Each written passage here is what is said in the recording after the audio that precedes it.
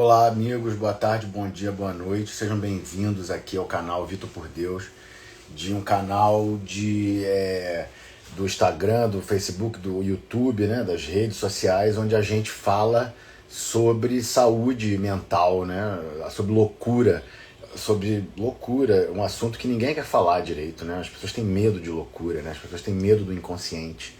Mas aqui eu trabalho com isso há 16 anos, foi o tempo que eu conheci a obra da doutora Anísia da Silveira.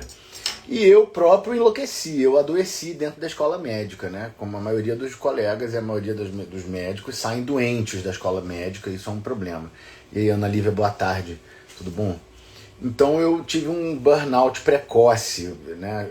Atendi a parada cardíaca do meu avô paterno no hospital escola da UF, né? Isso foi uma experiência psicótica, psicotizante, uma experiência esquizogênica ao extremo, que me lesou assim gravemente, e eu desenvolvi uma síndrome de depressão grave, apesar de que nessa época eu estava ali pelos 22, 23, 24, 25, e foi o período que eu explodi como jovem imunologista brasileiro, né? Porque trabalhava com o Nelson Vaz, que é o maior imunologista brasileiro, está com 88 anos, aposentado em Belo Horizonte. E o Nelson foi o pioneiro no Brasil de Humberto Maturana, né? O Nelson empregou o Francisco Varela quando o Varela chega em Denver, na década de 70. E aí o Varela convida o Nelson para vir ao Chile, né? Então o Nelson conhece o Maturana. E o Maturana, ele é o nome que faz uma nova síntese na biologia, né, moderna, né? O Maturana é o novo Darwin, né?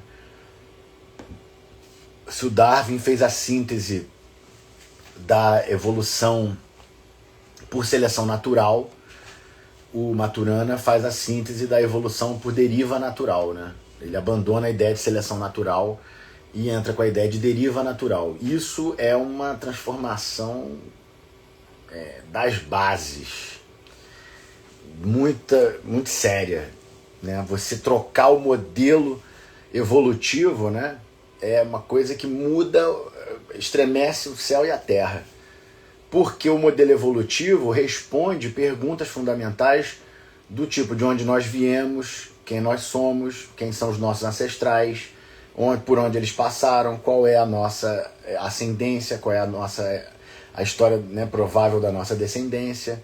Então a explicação da evolução, né, da teoria de evolução na biologia, tem implicações muito grandes. E essa teoria evolutiva que a gente trabalha, herda, né, no catecismo, na escolinha, na universidade, nos cursinhos online, é o modelo da evolução por seleção natural, né? E aí, Kelly, boa tarde, tudo bem? Né? Então isso aí é uma treta muito grande, porque toda essa neurose, toda essa loucura tem a ver com essa ideia de seleção natural, seleção do mais apto. O tempo inteiro, né, há uma espécie de fanatismo para saber quem que é o pirocão, quem que está por cima e quem está por baixo, né? Quem que manda, quem que obedece, né? Todos os rituais sociais, os vestibulares, as provas do colégio, as seleções, né, os concursos públicos, tudo isso está apoiado numa lógica neodarwinista, numa lógica de seleção do mais apto, de seleção do superior e do inferior. E isso é que está nos intoxicando, né? Porque na biologia não tem superior nem inferior. Aí é que está o pulo do gato, né? E o professor Maturana sacou isso, porque ele vem com a ideia de autopoiese molecular, né? Ele vem com a ideia de que as moléculas estão conectadas consigo próprias e um ciclo alimenta o outro, e as moléculas se autoconstroem, se autocriam. Dessa maneira, a organização celular, molecular, a organização dos tecidos, dos organismos, dos indivíduos, das famílias, das comunidades, segue essa rede de moléculas autopoéticas que se produzem e se regeneram e se reconstituem e se conservam naturalmente, espontaneamente. É daí que vem o insight de uma evolução por deriva, né?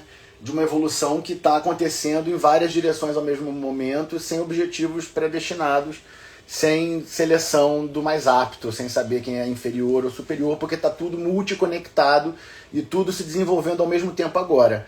E isso é epigenética, é isso que chama epigenética, né? Então o campo de organização da reprogramação dos genes segue o caminho do organismo, do que está vivendo o ambiente químico, que está vivendo o pH do sangue, que está vivendo o nível nutricional. Se você faz exercício, se você não faz exercício, se você se alimenta direito, se você dorme bem, né? Tudo isso é epigenético e tudo isso organiza essa imensa rede multicelular, multimolecular, autopoética que está o tempo inteiro se produzindo. Isso é Humberto Maturana. Isso é a teoria do Maturana. E ele vai mudar, por coincidência, né, por expansão desse entendimento, com o professor Jorge Podósio, que está no Chile, lá, né, tá lá trabalhando e estudando e fazendo a continuação do trabalho, quando eles publicam em 92 A Origem das Espécies por meio de Deriva Natural. Abandona essa ideia de seleção natural e abre-se a ideia de deriva natural. A biologia cooperativa é multiconectada, está em rede. O Nelson Vaz, que foi esse imunologista que eu conheci na UF, né?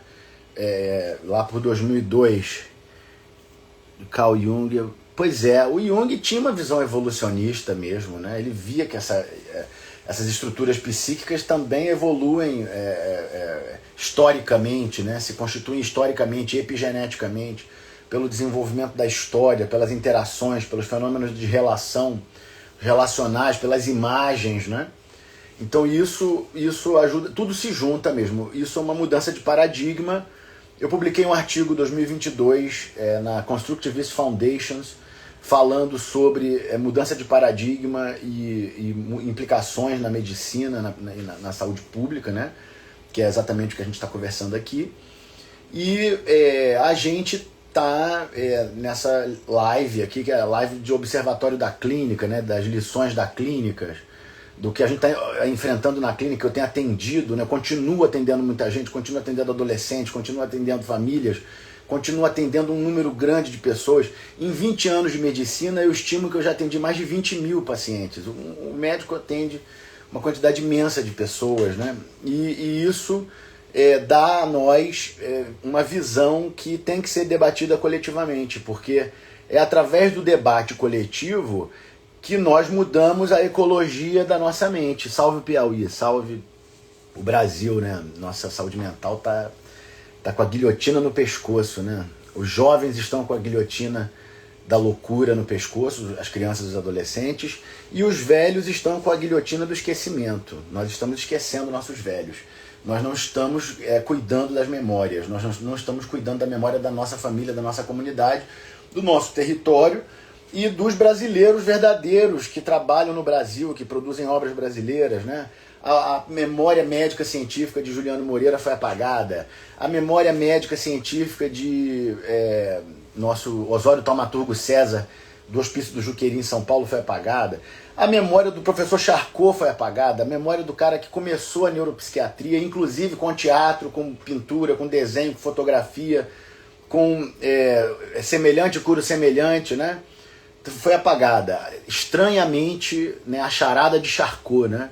Como enfrentar a besta fera, né? Como você descobrir como enfrenta a besta fera, que é através da semelhança, né? Você tem que imitar a besta fera para dialogar com ela e fazer o exorcismo, mas você é apagado, né? Então a charada de Charcot é essa: como enfrentar a besta fera, como enfrentar o demônio, o satanás, o diabo, e ser apagado, né? Numa sociedade diabólica, possuída pelo demônio. Vamos entender isso também, que quando eu falo do demônio, eu estou falando do conceito de fetiche, né? E do conceito de demônio mesmo, que até quem dá isso é o Prinzhorn, no livro dele de A Arte da Loucura, né? de 22. Ele fala o seguinte, que o demônio é toda vez que o material media o emocional, né? Então vamos observar isso, que muitas vezes as pessoas estão se relacionando com o material. Elas divinizam o material, elas conferem poderes emocionais ao material. Então essa caneta é mágica. É dela que vem a minha criatividade. Aí eu cultuo a caneta e, né, faço um altar para a caneta e dou comida para a caneta, né? E isso vai criando um processo de fetichização, que é um processo de projeção psíquica, né? A tua energia psíquica vai sendo condensada cada vez mais nos materiais. E nós podemos dizer que nós somos uma espécie de primatas, né? Uma espécie de primatas grandes, bípedes, chimpanzés bípedes sem pelo, né? Bissexuais e orgiásticos, que são altamente fetichizadores. Altamente, a gente está o tempo inteiro projetando energia psíquica no material, e a gente cria tudo, e cria computador, e cria vírus transgênico, e cria, né, agricultura, e cria civilização. Então nós somos altamente fetichistas, a gente está o tempo inteiro projetando a energia psíquica nos materiais, nas pessoas, né, projetando nossos conteúdos, nossa sombra. E isso é fisiológico, isso faz parte da neurobiologia, né, fisiológica do ser humano. Agora, entretanto, há um momento em que o material domina o ser humano, né? O ser humano cria o material e depois o material domina o ser humano. Como dizia Mário Pedrosa, o artista faz a obra e a obra faz o artista de volta, né? E isso, eventualmente, vai entrar nesse processo de uma fetichização patológica, né? Numa feiticização, né? Que é fetiche e feitiço, projeção do psíquico, né? O demônio é essa energia psíquica condensada na matéria, e aí a matéria se rebela, né? Aí a revolta das máquinas contra a humanidade, né? E aí as máquinas passam a tentar dominar a humanidade de volta. E pelos dados clínicos, o que nós estamos vivendo, o que vocês estão vivendo, está todo mundo vivendo isso, uma grande quantidade de pessoas está dominada pelas máquinas, está dominada pelos fetiches, pelos automatismos, pela pressa, pela correria, né? Pela ausência de reflexão, pela reação exagerada, tudo é guerra, é um atacando o outro, é um falando mal do outro, um invalidando o outro, vampirizando o outro, né? Então isso é uma situação que a gente tem que refletir, que aí pela clínica, a gente acaba que na clínica vê tudo, não tem como, a não ser que não trabalhe na clínica, né? Aí não vê. Mas se entrar na clínica e começar a dialogar com as pessoas, dialogar com as famílias, observar o que as pessoas estão fazendo, o que elas estão vivendo, nós vamos ver aí que uns 99% está possuído pelo demônio, está possuído por alguma ideia falsa de que tem que sair correndo, de que tem que pagar boleto, de que tem que fazer não sei o quê, de que tem que servir alguma energia, algum canto satânico que joga todo mundo um contra o outro, e é competição desmedida, é seleção natural o tempo inteiro, né? O tempo inteiro é seleção do mais apto, seleção do superior, todo mundo quer saber quem é o superior, quem é que está por cima, e isso vai gerando uma opressão, né? Uma opressão simbólica, uma opressão social, uma opressão econômica, que vai empurrando os vulneráveis para as periferias, que vai empurrando as pessoas que menos têm condições de se defender para fora do barco, e as pessoas vão caindo, e vão para a população de rua, e vão para as periferias, né? Vai para a fome, vai para a carência, né? Para a marginalização, para o crime, e isso se torna um sistema de vinganças, né? Um sistema de rixas e vinganças familiares e vinganças sociais, que nós sabemos onde isso vai dar em guerra e holocausto, em queima total. Isso é a história natural da neurose, né? E é a história natural da humanidade, né? Que não aprende com a própria história, né? A humanidade vai de crise em crise. Nosso país, o Brasil, desde o início da colonização, vai de crise em crise, vai num cenário absolutamente psicopatológico, num cenário diabólico, demoníaco. Quem explicou isso foi o meu professor jamaicano, o Frederick Hicklin, quando ele explica que os colonizadores eram psicopatas, neuróticos graves e psicóticos, e pessoas completamente alucinadas, e que chegavam aqui e falavam: tudo é meu, é tudo do rei, é tudo, eu pego tudo, eu como tudo, eu meto em tudo, eu tenho centenas de filhos, eu caso com mulheres, 20 mulheres, 30 mulheres, eu sou o rei solar, né? Eu sou o faraó do Egito, né? Eu tenho uma corte. E isso é um delírio, isso é uma megalomania, né? Isso é uma desmesura, isso é você trair a natureza e trair os deuses, né? Trair as forças divinas. As forças divinas cobram mesura. as forças divinas cobram inteligência, as forças divinas cobram memórias, né? Da gente cultuar as nossas memórias, da gente saber quem a gente é, conhecer as histórias, conhecer as ancestralidades, né? Então isso leva a essa situação que a gente enfrenta no Brasil, que é uma situação de desagregação, né? Uma dificuldade imensa de cooperação, né? De cooperação de si consigo próprio primeiro mesmo, né? É isso que está faltando. A doença mental é quando você deixa de cooperar consigo próprio e passa a adoecer, e passa a se sabotar, e passa a ter doenças crônicas, passa a ter repetição de padrões patológicos, né? Então isso tudo é uma coisa que a gente está acompanhando aí há 20 anos na clínica, na verdade, né? Depois a gente vai aprendendo, vai observando melhor, vai vendo que os padrões estão repetindo, né? E você vai ver que isso é há 20 anos, há 20 anos que existe dentro da medicina e na sociedade, né, que a gente vive, que é muito influenciada pela medicina, um verdadeiro culto da doença, uma neurose hipocondríaca. Então a medicina, ela sofre um risco muito grande de adoecer pela mania da mania de doença, né? Que estuda tanta doença que aí só consegue falar e pensar em doença. E foi exatamente o que Machado de Assis escreveu no conto O Alienista, né? Quando ele fala o que a gente faz quando o alienista é o alienado, né? O que a gente faz quando a medicina adoece. Essa é uma questão imensa, importante, contemporânea, que está na nossa sociedade, que a gente tem que pensar nela. A gente não pode confiar numa medicina doente. Nós não podemos confiar numa ciência doente. E até entender por que está doente, como está doente, o que aconteceu, quais foram as inflexões paradigmáticas que adoeceram o pensamento humano nessa direção, né, na direção do pensamento máquina, né, do que transformou a gente em máquina, da robotização, da burocratização dos rituais, da depressão epidêmica, da ansiedade epidêmica, do autismo epidêmico, né? Então isso, a doutora Anísia da Silveira, que é a maior psiquiatra brasileira, mas muitos outros autores, muitas outras experiências da psiquiatria mundial também já apontaram isso, de que o problema é o excesso do cartesianismo, né? É o excesso da matemática, é o modelo de achar que o corpo é máquina. O corpo não é máquina, o corpo é mente. O corpo é espírito, né? Somos seres espirituais numa passagem mecânica, né?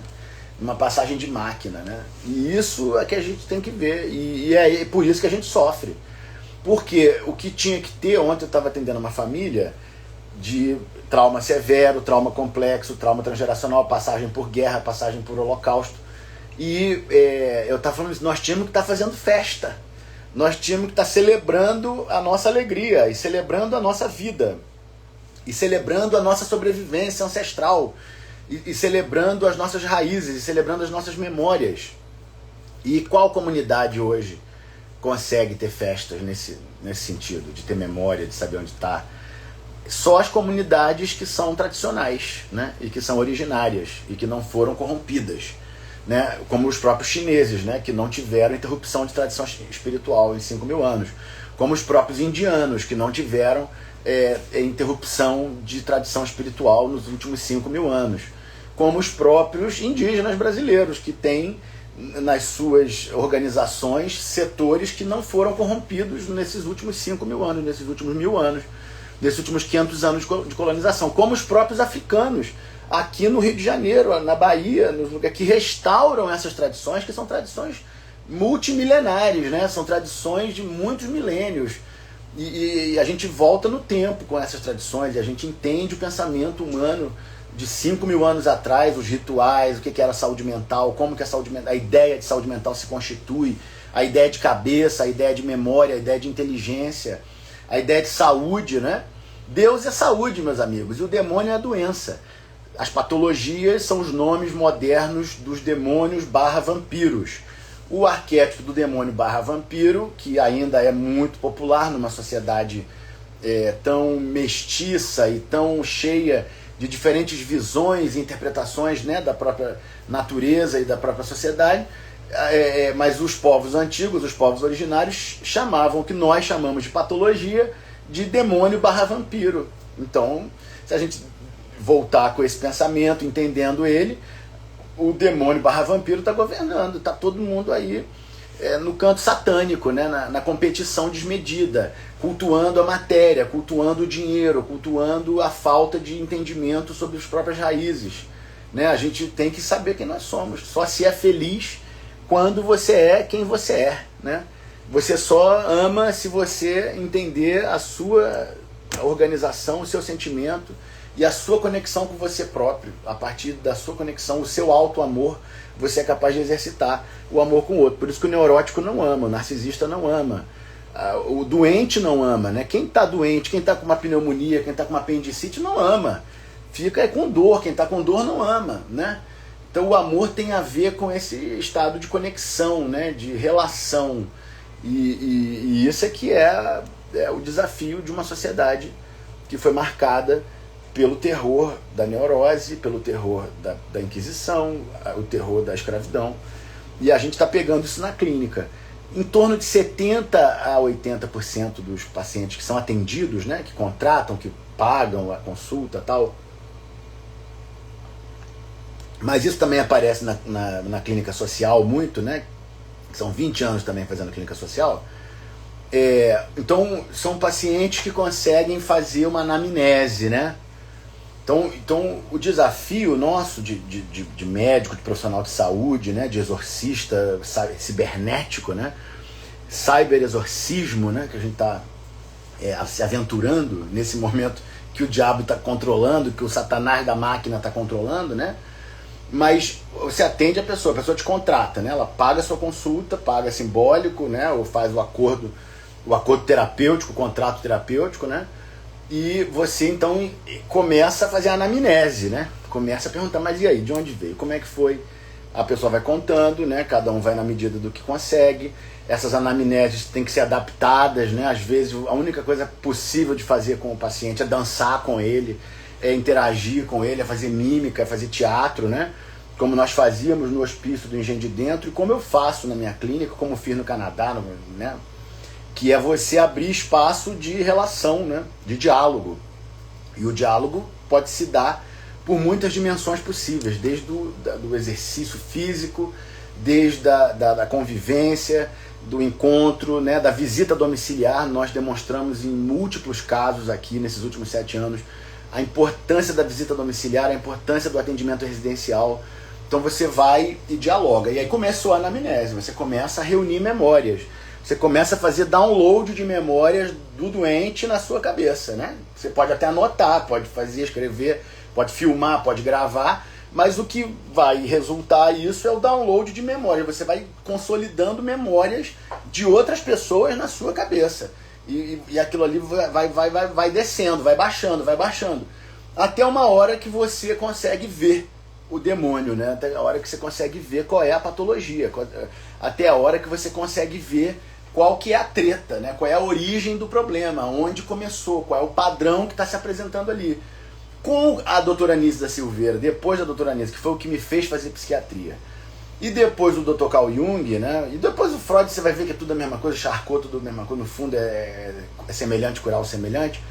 Mas o Jung, ele ajuda muito quando ele fala, esse padrão patológico que aparece no doente, ele é um personagem mitológico. Ele fala isso mesmo. O Jung fala isso, a doutora Anísio mostra isso em inúmeros quadros, inúmeros filmes, né, 400 mil obras do Museu de Imagem do Inconsciente. Eu, nos últimos 16 anos, tudo que eu publiquei de paper, de filme, de frase, de tudo, é demonstração desse princípio, de você trabalhar a imagem poética, a imagem mitológica, o personagem mitológico. Eu próprio fiz os meus personagens, eu próprio fiz os meus vilões, fiz os meus heróis, né, que eu queria fazer, que eu precisava fazer, que era necessário para a minha cura, para o desenvolvimento da minha personalidade, a performance disso. Então isso é o Jung. Eu só fiz isso porque eu estudei Jung, porque eu fiz lá o trabalho no Engenho de Dentro, trabalhei no Museu de Imagem do Inconsciente. E é isso, você identifica uma personagem. Então, o Dionísio Sombrio, o Dr. Fausto, a Rainha Hecate, a Rainha Medeia, o Príncipe Hamlet, o Romeu e a Julieta, aparece de tudo. Aí, né, vai aparecendo, alguns arquétipos repetem, alguns padrões repetem, como nós estamos trabalhando agora esse padrão do amor marcado pela morte, né? Que é o que o Shakespeare aborda no Romeu e na Julieta, né? Que é o amor marcado pela morte. Os dois jovens amantes morrem no final, né? E isso purifica os excessos, né? A encenação da tragédia e a realização da tragédia satisfaz os excessos mórbidos da comunidade.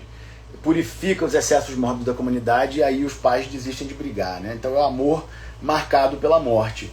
Isso é um arquétipo, isso é uma imagem, um paralelo mitológico. Então, numa comunidade onde as famílias estão brigando, onde tem homicídio, um matando o outro, doenças graves, é a briga do Montecchio e do Capuleto. Eles não pararam de brigar e eles não param de brigar. É a briga da família de Penteu, né? A família daqueles que traíram Dionísio. Então a mitologia e a história, as mitologias, o estudo da história, o estudo da cultura, a antropologia, o estudo da história da humanidade é essencial na medicina. Não é só na psiquiatria, não, é na medicina. O médico tem que conhecer a história da humanidade, o médico tem que conhecer a história da própria sociedade, senão ele não faz sentido da própria prática. E ele não consegue enxergar nem os traumas individuais, que são históricos, menos ainda os traumas familiares, que se constituem historicamente, e menos ainda os traumas da linhagem, né? Que são traumas, aí sim, traumas de história, né? Traumas históricos, né? Traumas, grandes eventos, grandes guerras, grandes holocaustos, grandes mudanças culturais, grandes mudanças tecnológicas que vão entortando o pensamento humano e vai dando o lado colateral do sofrimento psíquico persistente, que é a doença mental, né? Que é a possessão demoníaca, que era o que chamava possessão demoníaca. O fato de a gente ter mudado o nome não acabou com a possessão demoníaca. A possessão demoníaca está aí. A população de rua está todo mundo possuído, todo mundo psicótico, né? Todo mundo esquizofrênico, todo mundo pirado, na mão do demônio mesmo, né? Na mão do delírio que invadir. E isso, a medicina pública brasileira é muito limitada, né? Não tem, eles não valorizam nem o trabalho da Nise, que foi do SUS, né? Apagaram o Hotel da Loucura, que foi uma experiência que se destacou com a questão da doença mental grave, né? Esquizofrênicos que estavam melhorando, e situação de pessoas de situação de rua, né? O Pelezinho, que se transformou num compositor, num ator, num cantor famoso dentro da comunidade artística do Rio de Janeiro, né? Então isso é uma prova arte científica. E é isso que a gente vai ter que fazer pela própria coerência, né? Nós não podemos negar os nossos resultados, nós não podemos negar a nossa experiência. E isso é que é o mais difícil, manter a reflexão acesa sobre o que nós estamos fazendo, não cair no automático. Cair no automático significa ser dominado pelo demônio. O demônio da pressa, o demônio do dinheiro, o demônio do fetiche, da loucura, né? da compulsão, as compulsões, né? A pequena psicose da compulsão, né? Que se fica dominado ali por objetos, né? Por fetiches, por projeções psíquicas, a compulsão pela briga. Quem não tem compulsão por briga? E quem não tem família com compulsão por briga? Que todo mundo já, qualquer treta, adora brigar, adora xingar e agredir, não é? Gozar pela agressão, gozar pela dor. Então isso é importantíssimo, o debate público, o debate coletivo, a organização de grupos, a organização de movimentos culturais, a organização de movimentos culturais que deem vazão a esses conteúdos também, né? Porque não adianta ficar repetindo a forma vazia, né? Não adianta correr para reproduzir a doença. Não adianta ter pressa para reproduzir a doença. Adianta refletir, modificar as condições culturais, modificar as relações pedagógicas, modificar as relações de comunicação, as relações, né, de organização individual e coletivas, e aí sim agir, e aí agir de forma eficaz. E isso é que tem sido difícil, porque a dificuldade toda está na pressa, né? As pessoas têm uma pressa diabólica, né? Uma pressa que é realmente um impeditivo para a reflexão, e aí fica reagindo muito e refletindo pouco. E isso é a nossa lição da clínica dessa semana. uma lição da clínica que vai falando cada vez mais de padrões históricos, né? Que vai reconhecendo esses padrões históricos. Esse padrão que vocês devem observar que 80% da comunidade está se organizando para a guerra, 80% da comunidade está se organizando para o conflito, para o divórcio, para a briga, para o assassinato, para o homicídio, para o roubo, para a loucura, né? Para pirar, para tomar droga. E como dizia Dom Helder Câmara, né? O grande Dom Helder Câmara, que fundou a Cruzada São Sebastião e fez um monte de, né, revoluções, né, no Brasil, ele diz isso, que a gente tem que trabalhar com os criativos. Isso é importantíssimo. Buscar os criativos. E isso na minha clínica é o que acontece. Todas as participações que nós tivemos historicamente, nós estamos tendo e continuamos tendo, são das famílias de criadores, das famílias criativas, das famílias que se comprometem com o próprio desenvolvimento, dos indivíduos que se comprometem com o próprio desenvolvimento. E isso está aí 5 para, né, cada 5 é 1. Então tem que atender muita gente para ter muito criativo, né? E o criativo, quando ele se liberta do trauma, ele cria.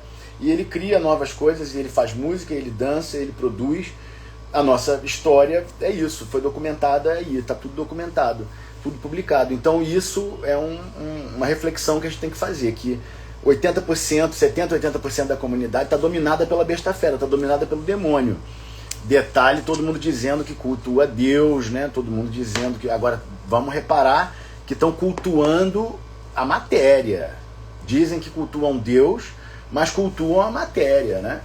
Aí a matéria domina todo mundo, e fica todo mundo no corre-corre da matéria, né? E aí o corre-corre da matéria impede a calma e a reflexão e a paz, que é Deus, né? Então isso vai invertendo. E nós aqui, fazendo medicina, fazendo psiquiatria, a gente tem que ver que tem que entrar nesse debate, né? Tem que pensar o que significa a patologia mental na relação histórica imensa com a possessão demoníaca, né? É só voltar na história. É só ler Os Demônios de Lundum, do Aldous Huxley, né? Que é um livraço que narra a possessão demoníaca de 17 freiras ursulinas, né? E explica tudo aqui, fala da experiência espiritual. É aí que está a importância de refletir, e refletir com calma, e não se deixar dominar pelo automático, e não se deixar dominar pela pressa, e não se deixar dominar pela matéria, né? Isso é quando o material media o emocional. As pessoas se relacionam com o dinheiro, com a propriedade, com a quantidade de dinheiro, tudo é matemática, tudo é na conta, e isso não é saudável. O que é saudável é as pessoas se relacionarem entre si. É gente com gente, ser humano com ser humano. Como diz o Jung, ao tocar numa alma humana, não seja nada além do que outra alma humana.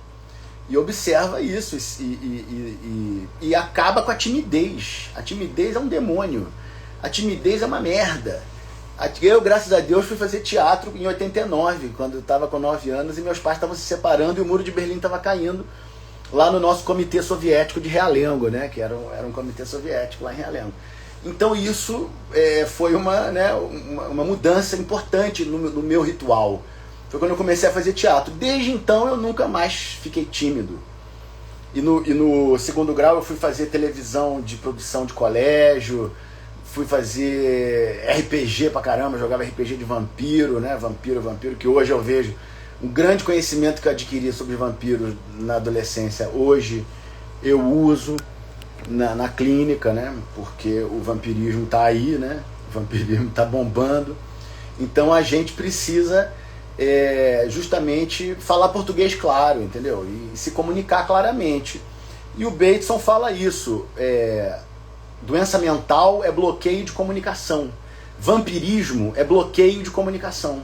Atividade demoníaca é bloqueio de comunicação. É a mesma coisa, porque o bloqueio da comunicação, a comunicação truncada, a comunicação mentirosa, a comunicação vingativa, venenosa, ela vai infiltrando o nosso tecido mental, ela vai infiltrando a nossa capacidade de raciocinar, ela vai infiltrando a nossa capacidade de se organizar, e aí daqui a pouco você está pisando no mar de merda, né? Você está pisando num terreno mental, num terreno de palavra e de gesto, completamente friável, completamente pantanoso. Aí você fica preso ali dentro, e nada mais faz sentido, fica tudo negativo, fica com raiva de todo mundo fica com raiva de você, né? Porque se desenvolve relações competitivas, ninguém entende que quem está agressivo, quem está nervoso, quem está fazendo briga, quem está, né, cometendo quem está doidão, quem está possuído pelo demônio, está sofrendo, está em sofrimento psíquico, né? E as pessoas não falam que estão em sofrimento psíquico e vão se fechando e vão se escondendo, né? Vão se escondendo dentro de si próprias.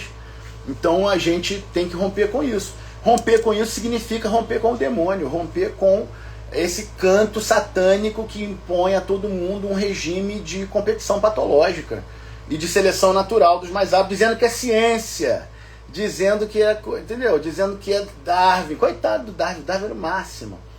E fez coisas incríveis. E depois do Darwin teve um monte de gente importante. O Maturana, o Podoses, a Jablonka em Israel, com quem eu trabalhei, professora da Universidade de Tel Aviv, que fala de evolução em 4 dimensões, né? Genética, epigenética, comportamental e simbólica. É um livraço também, de 2004, da época que eu estava lá. Então isso é o Bateson, né? O Gregory Bateson, que inclusive saiu o livro, que eu até comprei em português, está lá na sala.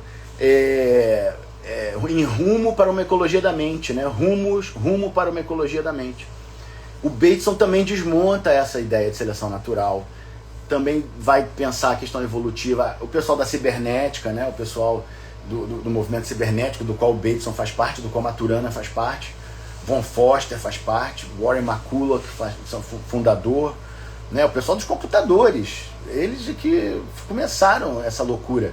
E o pessoal dos computadores, do movimento cibernético, era unha e carne com a psiquiatria. São ainda unha e carne com a psiquiatria. E a primeira coisa que fizeram lá na McGill, nessa época, né, foi fazer programa de brainwash na América do Norte toda. Vários programas em hospitais psiquiátricos, chamado MK Ultra, que fazia injeção em bolos, né, em grande quantidade de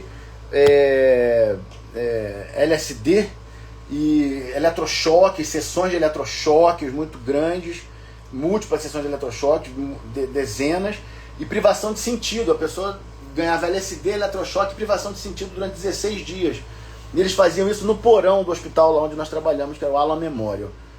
E aí, quando descobriram isso, foi um escândalo em Montreal, no Canadá, saiu na imprensa, todo mundo falou, década de 50 e tal.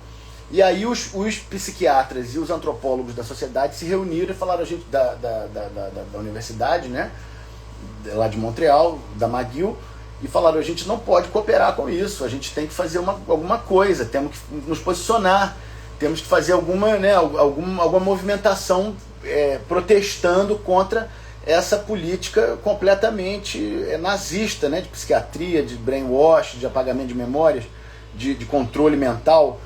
E aí criaram a divisão de psiquiatria social e transcultural, onde eu estudei e dou aula há 10 anos, onde eu sou orientado pela Jasmine Gusder, e que ali se tornou um núcleo internacional de psiquiatras transculturais. Na McGill, e eu encontro a Jasmine, que é minha supervisora clínica, minha orientadora, é a Nise da Silveira, da América do Norte, né?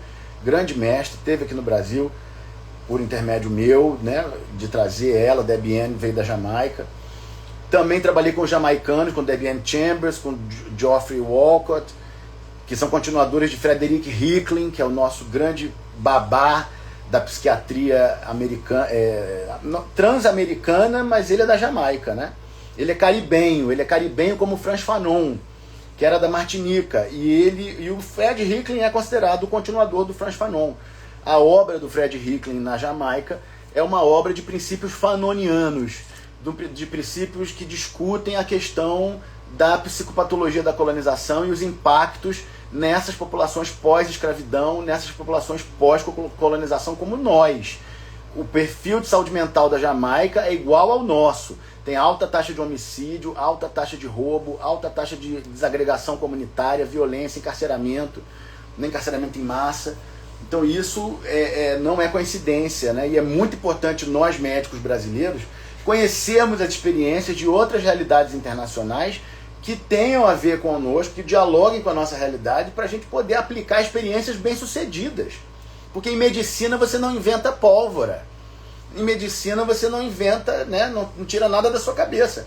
Você tira da tradição, você vai estudar a tradição, você vai ler a tradição, você vai ler o que já tem de solução nesse campo, né, do enfrentamento de psicopatologia da colonização. E aí os nomes são Frederick Hicklin, Frantz Fanon, o Dixon Tibanda, no Zimbábue, que está fazendo lá o trabalho dele primoroso com as matriarcas no Zimbábue, que é o Bench, é o Friendship Bench, que nós demos aula na homenagem de pós-morte do Fred Hicklin, né? Demos aula juntos. É o nosso trabalho aqui, fazendo anamnese, fazendo teatro, fazendo, né, restauração de memórias através de rituais, através de anamneses vivenciais.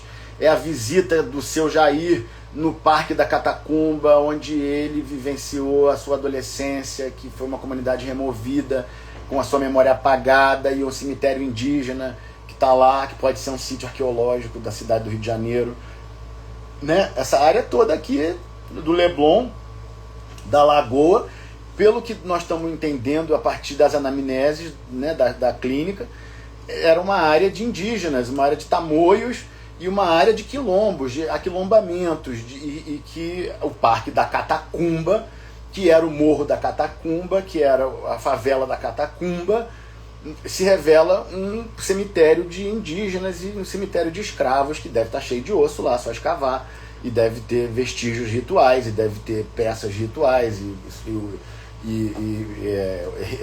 vestígios de rituais funerários, que nós sabemos que falam muito sobre a origem das famílias, que falam muito sobre a origem dos povos. Distinguir os rituais funerários é uma anamnese fundamental numa população colonizada e oprimida, né, como a brasileira, que tem suas memórias apagadas. Então tudo isso são lições que a gente vai aprendendo e vai praticando, e estamos nessa continuação do trabalho nas diferentes comunidades, né, que a gente atende, e fazendo o nosso trabalho coletivo às segundas-feiras, às 19 horas, aqui no Leblon, na Cruzada São Sebastião, e tocando o trabalho com teatro, escrevendo a peça do Charcot, e preparando esses resultados com teatro e psiquiatria, né? Eu me distingui hoje, com 16 anos de trabalho e 20 anos de prática médica. O que me distinguiu mesmo foi usar Shakespeare no contexto de doença mental. Foi isso que deu as manchetes, as manchetes internacionais, né? Foi quando chegou a mensagem do mundo inteiro, e foi uma coisa incrível. Foi 2015, né? Foi quando a BBC filma e publica o nosso Hamlet, e o trabalho de que o Shakespeare tem um conteúdo psiquiátrico importantíssimo, né? O Shakespeare é uma fonte de paralelos mitológicos importantíssima. Como escreveu o professor Murray Cox, Shakespeare como disparador do processo terapêutico. Shakespeare as a prompter, né? O Shakespeare como um disparador, a poesia como disparador do processo terapêutico, a poesia como disparador do processo mental humano, a poesia como disparador do processo cultural humano. E não coincidentemente, quando eu abri o Hotel da Loucura, graças ao contato com Júnior Santos, Ray Lima, Vera Dantas, que os três são grandes poetas, imensos poetas, nós trouxemos um grupo grande de poetas, a Reginaldo Figueiredo, e muitos outros, o Edson Oliveira, e o Jadiel, o Jadiundi, né, que é o Jadiel Lima, também um jovem poeta, também era uma promessa, e fez um grande, e é um grande poeta, um grande compositor hoje no Ceará. E o poeta é que faz o profeta, né? O poeta a poesia é a profecia. Por isso que a poesia é tão importante, e tão importante nas tradições todas. Os africanos só dançam e cantam poesia. O texto bíblico é todo escrito em poesia. O texto védico lá dos hindus é todo escrito em poesia. Tudo que é sagrado é escrito em poesia. Então a poesia é a fonte de experiência sagrada. Deus fala através do simbolismo poético, né? Um bom poema leva a Deus. como disse o Mário Quintana, né? Um bom poema salva um afogado, né? Então a poesia tem essa função. E no Hotel da Loucura, com essa primeira geração de artistas, né, que eu convidei, que eu era gestor da prefeitura, da Secretaria de Saúde, e eu convidei os poetas e os compositores, os cantores, nós começamos a fazer. E Edu Viola, um grande cantor, um grande poeta, um grande compositor de música, compositor de instrumentos, né, luthier. E aí começou, Vitor Nina, médico, ex-secretário municipal de saúde, foi demitido agora com a mudança do governo, mais uma experiência que se perde, né, que é desmantelada na gestão pública com psiquiatria transcultural, que é o que o Brasil precisa. O Brasil precisa de psiquiatria transcultural. A comunidade precisa de uma medicina transcultural, não é só psiquiatria não, porque tem muita demanda de clínica médica. Tem que fazer uma clínica médica transcultural. Quer dizer, tem que fazer uma clínica médica que chegue na cultura do doente, que chegue na cultura de quem está em sofrimento. E isso vai ter que entrar pela psiquiatria, pela antropologia, que foi o Jung, o Freud, o Charcot, a doutora Anise, né, os antropólogos, né, da medicina. Né? Então isso a gente vai ter que avançar. E avançar por um caminho do diálogo, da construção, da criação, né? É a nossa lição aí, é a lição do que a gente está vivendo, do que a gente precisa produzir nesse momento, né? Entrando no outono, aprofundando o outono, né? Preparando para a entrada do inverno, as consciências estão descendendo, geral deprimindo, geral dando crise de ansiedade, várias celebridades vindo a público para falar que está tendo crise de ansiedade, que teve crise de ansiedade, que não sei o que teve que diminuir a agenda, que teve não sei o que lá. E aquele discurso sempre raso, aquele discurso sempre superficial da mídia, né? Abordam o assunto, abordam qualquer assunto, né, de forma estroboscópica, né? Ficar rodando tudo o tempo inteiro para confundir, né? Para gerar pressa, parece ter uma pressa que é o diabo, né? Segundo Carl Jung. Então isso a gente tem que observar e cada vez mais refletir, para não cair nesses loops mentais de automatismo, né? É disso que se trata. E esses diálogos também servem para isso, para a gente pensar o que está acontecendo na nossa realidade, transformar isso mentalmente e praticar a realidade de forma coerente, né? De forma que você cresça com energia, né? A questão é sempre individualizada. É individualizada, coletivizada, né? As duas coisas andam junto. Isso na biologia, eu entendi na biologia, que fala, né, o desenvolvimento do indivíduo e o desenvolvimento da espécie, né? A ontogenia e a filogenia, né? São dois processos que justamente pela epigenética se interligam, né? O que acontece na filogenia está acontecendo na ontogenia, o que está acontecendo na ontogenia está acontecendo na filogenia. Nós estamos no desenvolvimento individual e nós estamos no desenvolvimento coletivo simultaneamente. Isso é inseparável numa ecologia da mente, né, como diria o Bateson. Isso isso que é Spinoza, né? É Baruch Spinoza falando que a mente e o corpo são expressões simultâneas e que nós somos seres coletivos, né? Que Deus é causa imanente, né? Que Deus se manifesta de dentro para fora em tudo que está vivo, né? É a biologia. Estamos na era da biologia. Então muito obrigado a todos, obrigado pela audiência, valeu Ana Lívia, valeu Kelly, Ana Lívia do Maranhão, Kelly do Mato Grosso, nossas professoras universitárias, que são pesquisadoras, cientistas da memória, né? Estão trabalhando na memória, estão restaurando memórias, e isso que é muito importante, e a gente continua aí compartilhando os nossos conteúdos e divulgando esse debate, participando desse debate e falando dessas experiências, que são experiências que a gente tem grande alegria, né, de poder defender elas na prática e de viver uma ciência brasileira, né, e de buscar construir uma imunopsiquiatria brasileira, uma imunologia do Nelson Vaz misturada com a psiquiatria da doutora Anise da Silveira. E isso é minha obra. Minha obra foi misturar o Nelson Vaz com a Anise da Silveira. Inclusive, Nelson Vaz ia para o Hospício do Engenho de Dentro com a gente. Inúmeras vezes dava aula lá. O Nelson realmente é o máximo. E aí tá tudo publicado. Desde 2005 que eu estou publicando isso. E o Nelson publicou mais de 100 artigos e tá tudo publicado, né? Então, a obra está publicada. E isso que é legal. As pessoas poderem entender e praticar. de maneira eficaz, né? E confirmando uma ciência brasileira, uma ciência da nossa realidade, uma ciência que fala do que a gente está vivendo, senão a gente não sobrevive, senão a gente cai aí na máquina de moer carne da colonização e cai na máquina de moer carne da alienação mental, da robotização. É a guerra da humanidade contra as máquinas, só que o robô é o novo demo, né? O demônio é o robô, então está todo mundo possuído pelo robô. E isso é um novo nome para uma velha coisa, patologia mental, uma velha possessão demoníaca. Muito obrigado, bom fim de semana, boa sexta-feira, dia de reflexão, dia de iluminação, dia de luz, de lucidez, de expansão da consciência, né? Deus é a expansão da consciência e o demônio é a retração da consciência. Então isso é o dia da expansão da consciência.